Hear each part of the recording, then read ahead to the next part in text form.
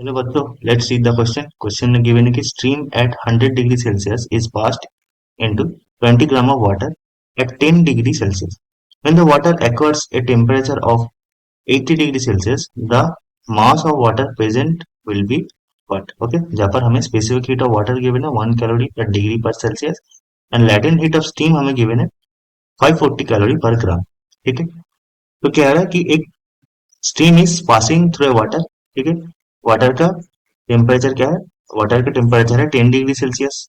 ठीक है, 10 degree Celsius है। तो क्या होगा जब स्टीम एक वाटर के ऊपर से पास करेगा तो स्टीम क्या होगा, एनर्जी हीट लॉस करेगा। हीट लॉस करके वो स्टीम वाटर में कन्वर्ट होगा, कुछ वाटर। ठीक है, फिर क्या हो जाएगा, वाटर का मास इंक्रीज कर जाएगा। ठीक है, तो फाइनली वाटर का मास कितना होगा ये हमें फाइंड करना होगा। क्वेश्चन समझ में आया? नाउ इस क्वेश्चन का की कॉन्सेप्ट हम डिस्कस कर लेते हैं। की कॉन्सेप्ट यहाँ पर हो जाएगा, that is heat gain by water. Heat by water will be what? Will be heat lost by the steam. Will be heat loss. Will be equals to heat loss by steam. ठीक है, जितना heat water loss करेगा उतना ही water gain करेगा, उतना ही heat loss करेगा steam. ठीक है, एंड हीट क्या होता है? ठीक है, दैट इज क्यू। क्या होता है? क्यू होता है M into specific heat into del T. ठीक है, ये होता है चेंज इन हीट। ठीक है, and Q is equals to mass into latent heat. ये कब होता है? जब टेम्परेचर कांस्टेंट रहता है बट स्टेट चेंज हो जाता है। दैट मीन्स अगर स्टीम से अगर लिक्विड वाटर में कन्वर्ट हो जाएगा, ठीक है, उन in that case temperature constant रहेगा, बट उस केस में कितना हीट लॉस होगा, that is M into L. ठीक है, तो यहाँ पर हम क्या करेंगे, हीट गेन बाय वाटर क्या हो जाएगा? हीट गेन बाय वाटर हो जाएगा मास of the water that is 20 gram into specific heat of water that is 1।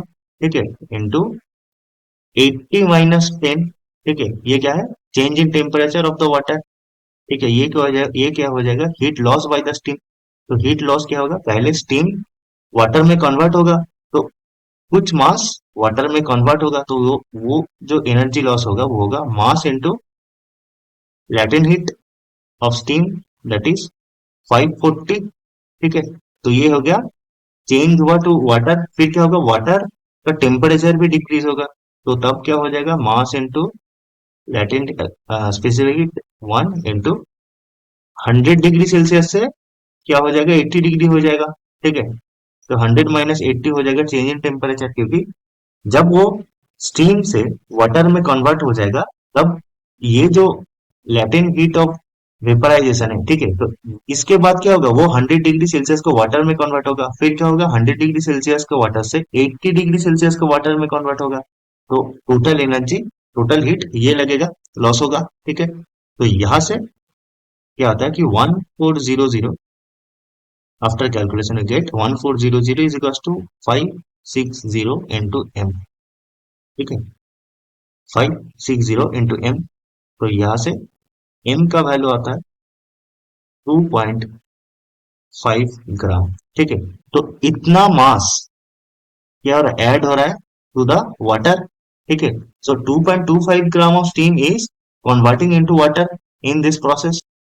So final mass, ठीक है, the mass of the water present finally क्या हो जाएगा? एम डैश हो जाएगा 20 पहले था प्लस बाद में 2.5 ग्राम ऐड हो गया, तो ये आ जाएगा 22.5 ग्राम। ठीक है, फाइनली वाटर का मास हो जाएगा 22.5 ग्राम। तो option number D is our correct answer.